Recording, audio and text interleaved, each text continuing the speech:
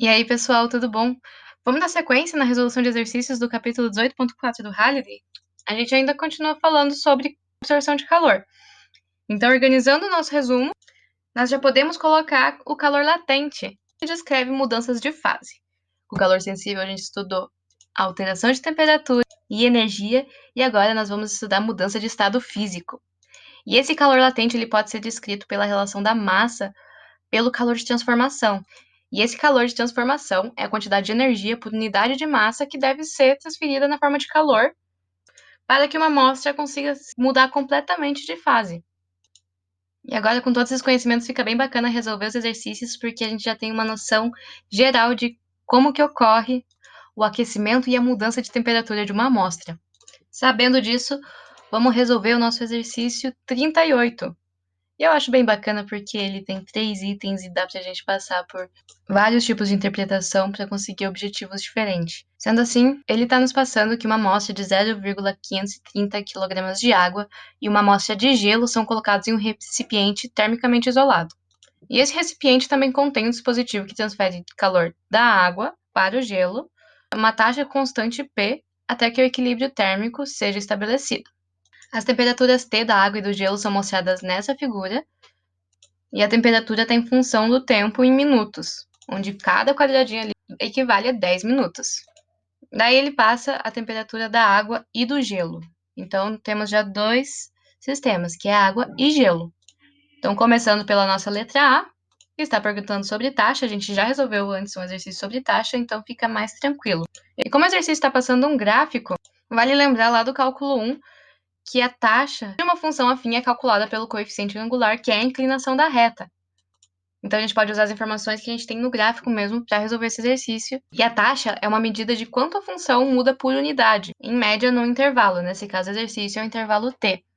E esse coeficiente angular, que eu já falei, pode ser entendido como a taxa de variação constante, que pode ser negativa ou positiva.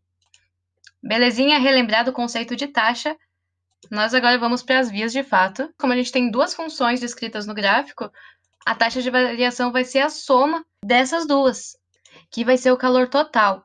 Só que como é a taxa, a gente tem que usar um parâmetro, que vai ser o nosso tempo. A taxa total vai ser a taxa do calor sensível mais a taxa do calor latente. O nosso parâmetro T, ele equivale a 10 minutos cada quadradinho.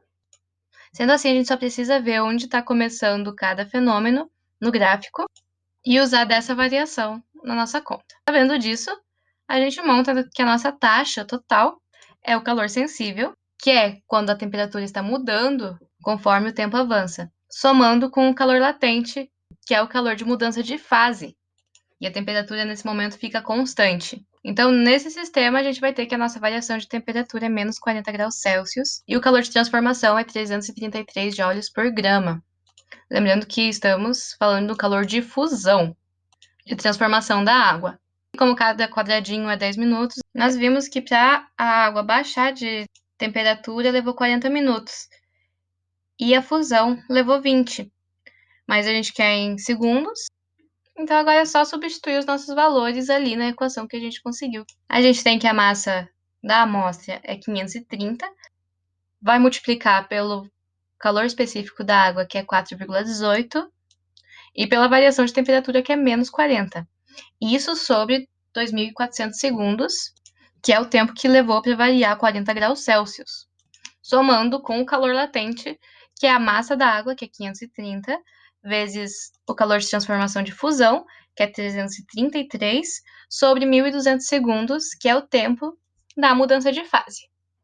Fazendo só essa multiplicação na calculadora ou na mão mesmo, nós vamos obter que a taxa de variação é menos 184 joules por segundo. E atenção agora ao sinal, porque o que isso quer dizer?